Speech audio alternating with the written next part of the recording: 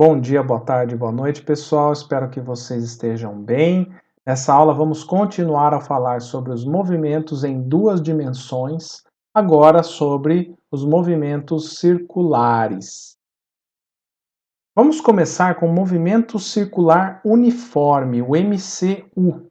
Vocês já sabem do dia a dia que o movimento circular é um movimento periódico, ou seja, ele se repete após um dado intervalo de tempo. Para esses movimentos, nós podemos usar duas grandezas importantes que vocês já devem ter ouvido falar. A primeira delas é o período, que é o intervalo de tempo de uma volta completa. No Sistema Internacional de Unidades, o período é dado em segundos. A segunda grandeza é a frequência, que é o número de voltas em um dado intervalo de tempo. Se conhecemos o tempo de uma volta, que é o período, a frequência pode ser escrita como o inverso do período. A unidade de frequência no Sistema Internacional é 1 sobre segundo ou Hertz, que é equivalente a rotações por segundo. No dia a dia, nós usamos bastante a unidade RPM ou rotações por minuto. Nós vemos ela, por exemplo, no painel do carro, para saber quantas rotações o motor executa por minuto e nos ajudar a mudar de marcha, enfim, para não forçar o motor do carro. Agora, só descrever o movimento circular a partir do período e frequência não é suficiente. Em muitos casos, nós vamos precisar da posição do objeto, da velocidade, da aceleração e de outros parâmetros que nós vamos definir aqui nessa aula. Veja essa animação que a posição do móvel é descrita pelo vetor R com relação ao centro. A velocidade, que é definida como a derivada da posição com relação ao tempo, é sempre tangente à trajetória. Além disso, o módulo de sua velocidade é constante, sendo equivalente à velocidade escalar que nós estudamos lá atrás nos movimentos retilíneos. E lembrando da definição de aceleração, não é porque o módulo da velocidade é constante que a aceleração é nula. Lembra que nós discutimos que a aceleração também é a mudança da orientação no movimento? É o que acontece nesse caso. A aceleração é sempre dirigida para o centro e recebe o nome de aceleração centrípeta. E nós vamos voltar a ela um pouquinho mais tarde. Agora, a grande sacada do movimento circular é o uso das grandezas angulares em sua descrição. Para mostrar isso para vocês, vamos considerar um pequeno trecho de um movimento circular uniforme de raio R. Veja que ela percorre um arco de circunferência S. Esse arco estabelece um ângulo que vamos chamar de θ. A relação entre S e θ é bem conhecida de vocês. O θ é a razão entre o arco e a medida do raio, e a unidade dela é radiano. E sua definição, se vocês não lembram, é a de que um radiano é o ângulo para o qual o arco tem a mesma medida do raio, e como o resultado é adimensional, recebeu o nome de radiano. Então, pegando essa expressão e reescrevendo ela como S igual a θ vezes R, e derivando com relação ao tempo, já que nós temos um movimento acontecendo, nós teremos de um lado ds dt, que nada mais é do que a velocidade tangencial do móvel, e no lado esquerdo, a derivada atuando apenas no ângulo, já que em módulo o raio é constante.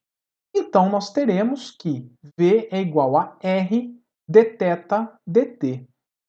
Esse dθ dt é uma taxa de variação do ângulo em relação ao tempo. E isso, gente, é uma velocidade, só que em relação ao ângulo. Por isso, nós chamamos ela de velocidade angular e usamos a letra ômega para representá-la. Com essa definição, nós chegamos numa relação bastante conhecida, que a velocidade tangencial é igual à velocidade angular vezes o raio. Para entender essa relação que nós tivemos, veja esse movimento circular de três bolinhas. O que elas têm em comum? Pause o vídeo e pense um pouquinho. Pensou? Elas varrem ângulos iguais em tempos iguais, ou seja, a velocidade angular é a mesma para as três bolinhas. Porém, veja que a velocidade da bolinha na extremidade ela é maior do que a bolinha mais interna. Por que isso acontece? Porque ela está a uma distância maior do centro da trajetória circular. Então, tomando a relação deduzida anteriormente, nós vemos que quanto maior o raio, maior é a velocidade tangencial. Isso considerando nessa situação em que a velocidade angular é constante. E isso também vale para o inverso. Se o raio é menor, a velocidade tangencial também é menor. No âmbito do movimento circular uniforme, a velocidade angular será sempre constante. Então, nós não precisamos calcular uma derivada temporal, mas sim medir um certo deslocamento angular, Δθ, para um dado intervalo de tempo qualquer. Isso é ótimo, porque veja, se nós soubermos o tempo de uma volta, que é o que nós chamamos de período, o deslocamento angular será para uma volta 2π. Então, ômega é 2π sobre t. Como a frequência é o inverso do período, então podemos escrever também que ômega é 2πf. E por fim, também podemos calcular o ângulo em função do tempo, isolando o θ de t e chegando que é θ0 mais ômega t. Note que θ0 é o ângulo no instante de tempo t igual a 0 segundos. Agora, voltando à questão da aceleração centrípeta que nós discutimos no começo da aula, qual é o seu valor numérico e como nós provamos que a orientação dela é para o centro da trajetória? Vamos partir da seguinte situação. Um corpo em movimento circular possui uma velocidade tangencial v para o dado ângulo θ de t. Limpando a trajetória circular e marcando o eixo cartesiano, nós podemos escrever a velocidade em termos de suas componentes. Só que para isso a gente precisa de um ângulo ali na velocidade. Por alternos internos, veja que o θ aparece acima da linha do raio. Agora, desenhando uma linha de referência vertical, o ângulo entre essa linha e V é θ também. E com isso, nós podemos escrever o vetor V como sendo um menos V seno de θ na direção I, mais um V cosseno de θ na direção J. Como nós queremos a aceleração, o que nós temos que fazer? Derivar essa expressão com relação ao tempo. Note que a velocidade v ela é constante, ela não muda, pois estamos num movimento circular. Então, na derivada temporal, ela sai para fora. Então, se nós derivarmos, sobrará menos v d seno θ dt, na direção I, mais v d cosseno de θ dt em j. Lembrando que θ também é uma função do tempo, nós temos que fazer a regra da cadeia nessa derivada. E sabendo que derivada de seno é cosseno de θ e derivada de cosseno θ é menos seno de θ, então nós temos o seguinte: A é igual a menos V cosseno de θ ômega em I, menos V seno de θ, ômega em J. Da onde veio esse ômega, professor? O ômega veio de dθ dt. Dθ dt é ômega, pela regra da cadeia. Já que esse primeiro termo em I é um AX e o termo em J é o AY, vamos relembrar como é que eu acho o módulo da aceleração. Basta eu aplicar o teorema de Pitágoras para cada uma das componentes. Em duas dimensões, ficaria então o quadrado de AX mais o quadrado de AY, e tirando a raiz quadrada. Então, aí resolvendo essa continha, vamos ver que ômega V, que tem nos dois termos, ele ao quadrado, né, tem nos dois termos, tira para fora da raiz. E aí sobra, então, seno ao quadrado de θ mais cosseno ao quadrado de θ, que é uma relação trigonométrica bastante conhecida por vocês e que dá 1. Raiz de 1 é 1, logo A é igual a ômega V. Lembrando que ômega é V sobre R, nós substituímos ali e chegamos que o módulo da aceleração centrípeta é calculada pelo módulo da velocidade ao quadrado sobre o raio. Isso é o valor numérico da aceleração centrípeta. E quanto à aceleração, como é que nós comprovamos que ela aponta para o centro? Ora, basta a gente aplicar o arco tangente para cada uma das componentes, que é a componente y e x. Se nós fizermos isso, nós vamos encontrar θ. Mas aonde está esse θ, professor? Então vamos desenhar ele ali, ó. θ aparece esse ângulo que está mostrado aí na figura com a horizontal. E por que ele está ali? Porque se nós pegarmos a aceleração centrípeta, ela tem a componente x e a componente y, e o ângulo ele é entre a componente x e a aceleração centrípeta. Então, com isso, nós comprovamos que a aceleração aponta para o centro da trajetória, tá bom? Então, o módulo da aceleração centrípeta é v quadrado sobre r, e sua função é mudar a orientação da velocidade tangencial. E sendo assim, o módulo da velocidade não se altera devido à aceleração centrípeta, ok? Esse aqui, então, é um resumo das equações que nós definimos e deduzimos aqui nessa aula e que vocês vão precisar para resolver os diversos problemas desse capítulo, ok? Então, vamos aos exemplos dessa aula. Exemplo 1. Um carro de corrida percorre a pista mostrada em velocidade constante. Em qual parte da pista a magnitude da aceleração é maior? O que nós vemos aqui é uma pista que tem trechos semicirculares.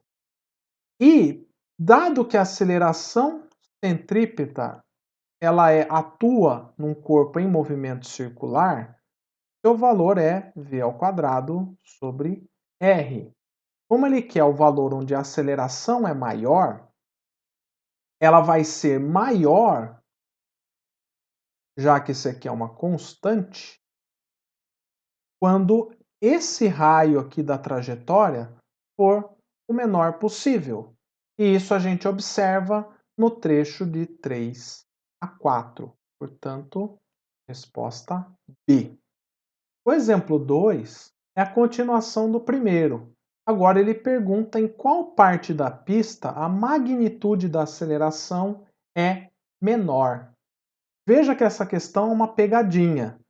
Ela não vai ser menor no trecho entre 1 e 2. Ela será menor no trecho 1 e 4 ou 2 e 3. Mas por que, professor? Ora, porque aqui nós temos um movimento retilíneo uniforme, porque a velocidade é constante. E num movimento em linha reta, a aceleração é zero, ok?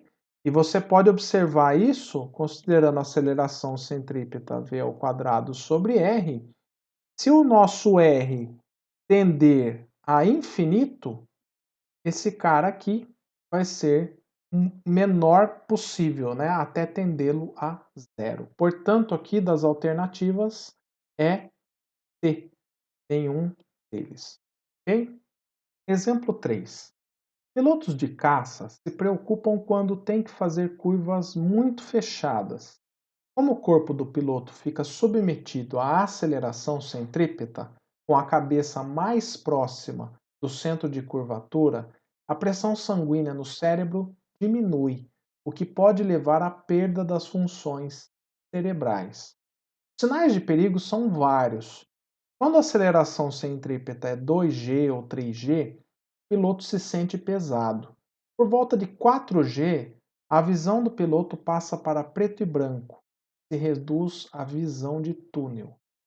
Se a aceleração é mantida ou aumentada, o piloto deixa de enxergar e logo depois perde a consciência, uma situação conhecida como G-LOC, da expressão em inglês G-Induced Loss of Consciousness, ou seja, perda de consciência induzida por G. Qual é o módulo da aceleração em unidades de G para um piloto cuja aeronave inicia uma curva horizontal com uma velocidade de 400i mais 500j metros por segundo e 24 segundos mais tarde termina a curva com uma velocidade VF igual a menos 400i menos 500j metros por segundo? Então vamos esquematizar essa situação problema. Nós vemos que o piloto de caça começa com essa velocidade aqui e passados 24 segundos ele executa um semicírculo e passa a ter essa velocidade em termos de vetores, né? O que a gente percebe é que, dados os valores das velocidades, cada uma das componentes, a gente vê que o módulo da velocidade é o mesmo. Então, se a gente calcular aqui, ó, 400 ao quadrado mais 500 ao quadrado, temos que o módulo da velocidade desse caça é de aproximadamente 640,3 metros por segundo. E o tempo que ele leva para executar esse semicírculo é de 24 segundos. Se esse caça executasse uma volta completa, o seu período seria o dobro desse tempo dado, né? Ou seja, 48 segundos. E nós vamos calcular isso porque, como ele está pedindo a aceleração, então nós vamos supor que eu tenho um movimento circular uniforme, tá? E supor que, se ele continuasse esse movimento, ele ia ter esse período. Então, nós conseguimos calcular assim a aceleração centrípeta a que ele estaria se submetido em uma volta completa. Mas isso também vale para meia volta, para um quarto de volta e assim por diante. Tá? Então aqui o que nós vamos fazer é o seguinte: a aceleração centrípeta nós vimos que é v ao quadrado sobre r. Porém, o raio dessa trajetória não foi dada, mas nós podemos tentar escrever esse raio em termos de outras grandezas. Lembrando que a velocidade tangencial é ômega vezes r, e lembrando que ômega é 2π sobre período. Se nós combinarmos essas três expressões, a gente chega na relação que nós precisamos para resolver o problema. Então vamos, se nós substituirmos então ômega 2π sobre t aqui e substituirmos, isolarmos o raio e jogarmos para cá, nós vamos chegar na seguinte expressão: a aceleração centrípeta é 2π v sobre t. Substituindo então os valores, a aceleração vai ser 2π, velocidade em módulo é 640,3, dividido pelo período, que é 48 segundos. Então a aceleração a que ele fica submetida é de 83,8 metros por segundo ao quadrado. Em termos de G, basta nós dividirmos aqui por 9,81 metros por segundo ao quadrado, multiplicar por g em cima, né? Então, a aceleração vai dar 8,54 g, ou seja, 8 vezes e meia a aceleração da gravidade terrestre. Exemplo 4. Quando uma grande estrela se torna uma supernova, o núcleo da estrela pode ser tão comprimido que ela se transforma em uma estrela de nêutrons, com um raio de cerca de 20 quilômetros. Se uma estrela de nêutrons completa uma revolução a cada segundo, item A, qual é o módulo da velocidade de uma partícula situada no equador da estrela? E B, qual é o módulo da aceleração centrípeta da partícula? C, se a estrela de nêutrons gira mais depressa, as respostas dos itens A e B aumentam, diminuem ou permanecem as mesmas. Essa questão trata sobre estrelas de nêutrons, que são o resultado de supernovas, que são explosões que ocorrem em estrelas que encerraram o seu ciclo de vida. Nessas explosões, né, as supernovas, elas jogam grande parte da matéria da estrela para o espaço e uma pequena parte fica ali concentrada. Em alguns casos, vira-se uma estrela de nêutrons, que tem uma massa de aproximadamente 1,4 massas solares concentradas num raio de 10, 20 quilômetros. Então é uma densidade absurda. Só para vocês terem uma ideia, o nosso Sol tem uma densidade da ordem de gramas por centímetro cúbico. Uma estrela de nêutrons, nós estamos falando de algo em torno de 10 trilhões de gramas por centímetro cúbico. Então é algo inimaginável. E os astrônomos detectam essas estrelas porque elas rotacionam em grande velocidade angular e elas emitem um pulsar, que nada mais é do que uma radiação eletromagnética na faixa do visível, grande parte até em ondas de rádio ou até mesmo em raio-x. Tá? E essa questão trata disso.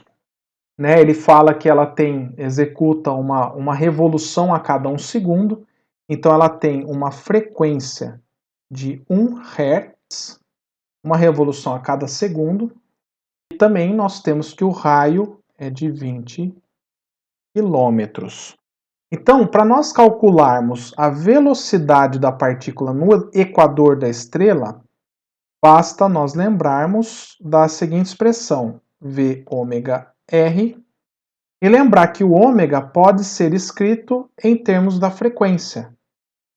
Basta nós trocarmos ômega por 2πf vezes raio. Então, substituindo os valores, né, nós temos a frequência 1, aqui o raio 20 km é 20 vezes 10 a terceira metros. E aqui está em hertz, então segundo. Então, a nossa velocidade será de 1,26 vezes 10 a quinta metros por segundo. O item B, ele pede a aceleração centrípeta.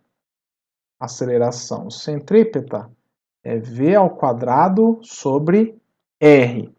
Como nós calculamos já a velocidade no item A, que é de 1,26 vezes 10 a quinta, aqui ao quadrado, sobre o raio, que é 20 km, então é 20 vezes 10 a terceira metros, e aqui é metro por segundo ao quadrado, né?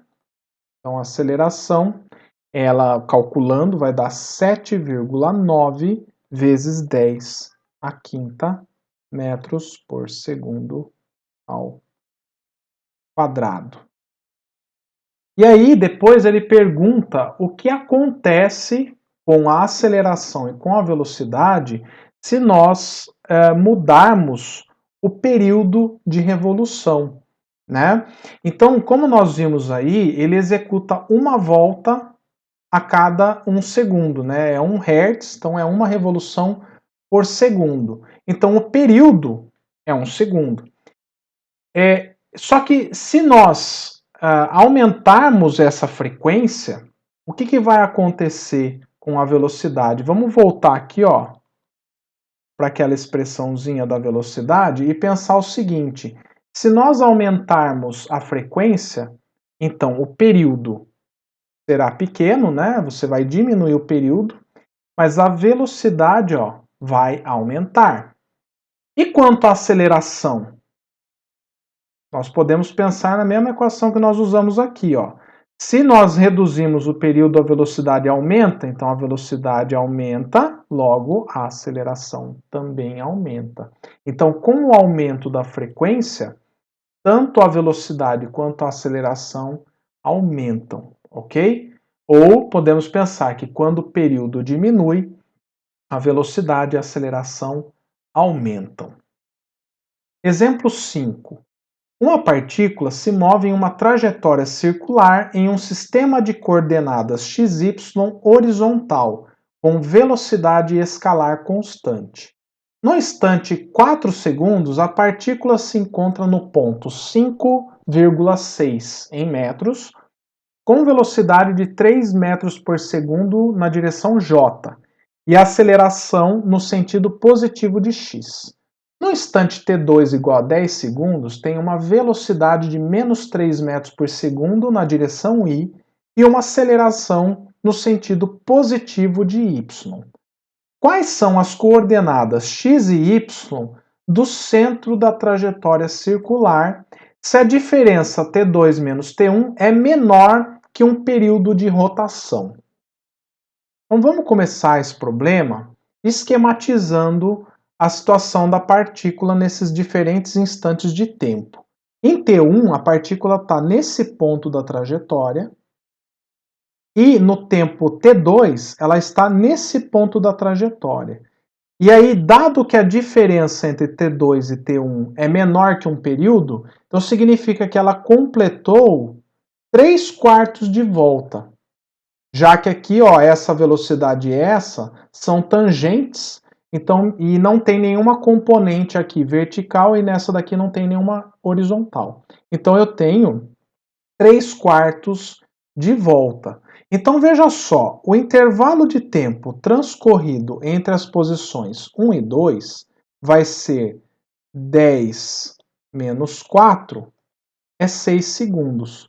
E veja que 6 segundos corresponde a 3/4 do período. Então, um período completo, né, vai ser dado por essa expressão aqui. Então, basta eu isolar e achar que o período, então, vai ser de 8 segundos. Então, para nós calcularmos a coordenada xy do centro dessa trajetória semicircular, nós precisamos calcular o raio. E aí, a gente sabe que o módulo da velocidade é de 3 metros por segundo. Então a gente pode seguir por esse caminho aqui, ó. Velocidade é ômega vezes r. E aí nós temos que V em módulo é 3. E nós sabemos o período. Então o que eu vou fazer é trocar o ômega por 2π sobre t. E fazer vezes o raio, que é o que nós estamos querendo. Então o raio, ele é 3t sobre 2π. Substituindo aqui 8 e dividindo por 2π, o raio é de 3,82 metros. Maravilha! Então como é que a gente vai fazer agora para calcular as coordenadas? É só você pensar o seguinte, que a coordenada que eu tenho no ponto 1 é 5i mais 6j. Então, a coordenada do centro, que eu vou chamar de RC, ela vai ser calculada pela soma com o tamanho do raio. Ou seja, veja aqui comigo, ó, RC vai ser 5i mais 6j mais esse R aqui, ó. Só que esse R ele vai ser somado em I.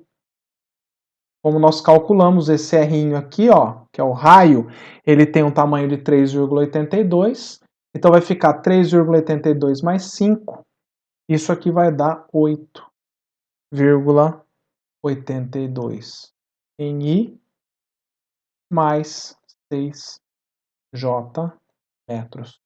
Tá? Então, essa daqui, ó, esse aqui é o vetor com relação à origem. Se você preferir escrever em termos de ponto, então ficaria 8,82,6 metros. Certo? Então, pessoal, por hoje é isso. Espero que vocês tenham gostado, entendido a matéria. Qualquer dúvida, entra nos fóruns do Moodle. Contem comigo. Um grande abraço.